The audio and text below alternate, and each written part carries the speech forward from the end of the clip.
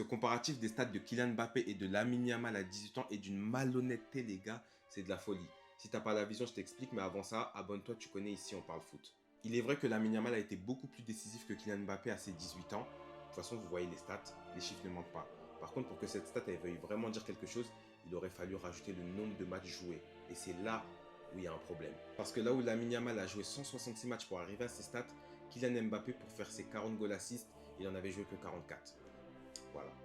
Donc en fait, cette stat, elle veut simplement dire que Lamine Yamal est plus précoce que Mbappé, il est sorti plus tôt du centre de formation, mais en aucun cas, ça veut dire que Lamine Yamal est plus fort que le jeune Mbappé.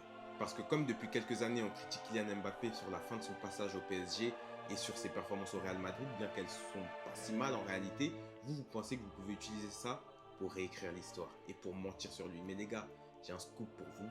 La street n'oubliera jamais Young Mbappé. Aïe, aïe, aïe, aïe, aïe. Lille Mbappé. Voyez, regardez juste. Personne ne va oublier. Et il est plus fort que Lamine Yamal, les gars.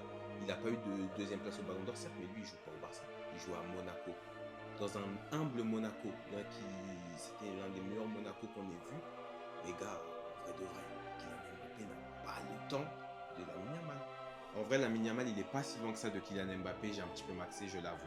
Par contre, Young Mbappé, les gars, c'est le grand frère de Lamine Yamal. Il n'y a pas débat.